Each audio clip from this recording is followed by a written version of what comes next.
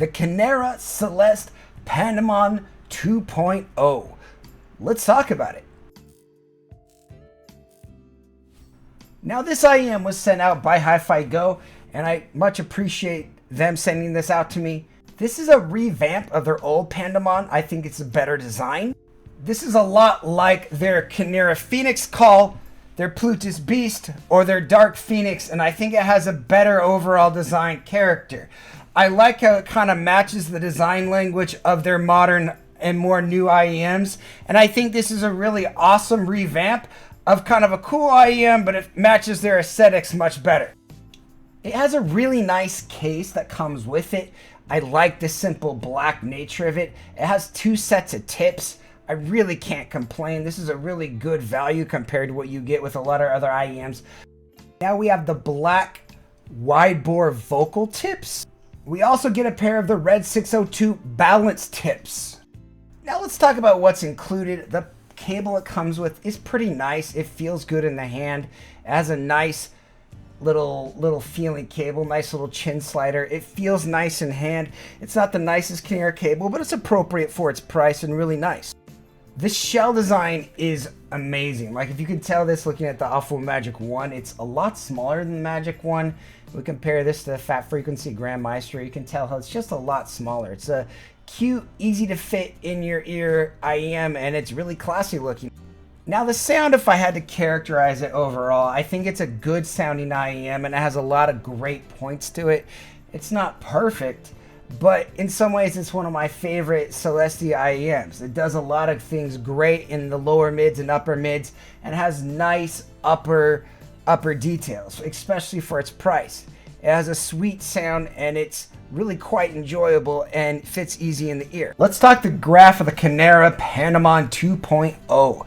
It's a nice looking graph with pretty good ear gain. It has a nice dip around 5-6K. So it does sound pretty good overall and not too hazy. I feel like it has good resolution and good details, and it doesn't like mess with each other with too many drivers. It sounds nice. I like the way it sounds, but the problem is that the bass doesn't sound right to me. When I added a bass shelf, so I just added just a little bit of bass in this region here, it sounded a lot better. Let's talk about how this compares to a few other graphs. If you look at this versus the Quiet C, I kind of like the Quiet C, but my problem with the Quiet C is it had a lot of energy up top and maybe not enough bass down below. It had a good kind of organic, rich sound, but when I find more and more that I'm a little bit more sensitive to the 6 to 5K, so I think this is a better option at around that $50 to $60. Now, if we look at the other Celest IEMs, I like Celest IEMs. I think they're some of the prettiest and best bang for the buck. But I mean, some other problems sometimes you'll notice that a couple of them, like the Phoenix Call and the Dark Phoenix, both have a lot of energy at 1K. The Plutus Beast has a lot of energy at 2K, whereas this guy has a lot more late ear gain right around 2 to 3K, which is a lot more acceptable and I think a little bit more norm. So I think this is a good sounding IEM that doesn't have a lot of the faults of some of the even more expensive Celest IEMs. If you look at this versus something like the Hexa, I mean, you'll notice a lot of similar trends, but again, the Hexa has a little bit better bass, a little bit better details. It's a better IEM for just a few more dollars. I don't think it's super competitive if you're looking for that kind of fun neutral tune, but I don't think this is a bad IEM, and I think it might be enjoyable for certain people who are sensitive to bass. As far as music goes, this does really well on opera and on classical style music. On some modern music, it does sound pretty good, but it does lack bite on electric guitar. It does lack in the upper treble as well. So certain types of music it doesn't sound really good on. Metal, rock, it doesn't sound great on. But if you're just listening to instrumental tracks, if you're listening to stuff that's kind of easily smooth, chill kind of music, it does sound good. Vocals are nice and appropriate.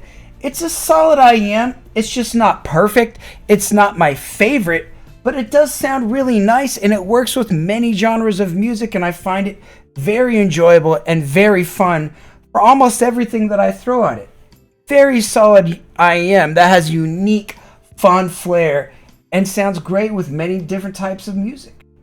Now, while this doesn't get a hard recommendation, I don't think it's a bad IEM. It has just a few minor issues for it to be perfect. It's well packaged, it's beautiful, it fits easy in the ear, the cable's nice, it has a nice beautiful case that comes with it, the same that comes on with the much more expensive sets.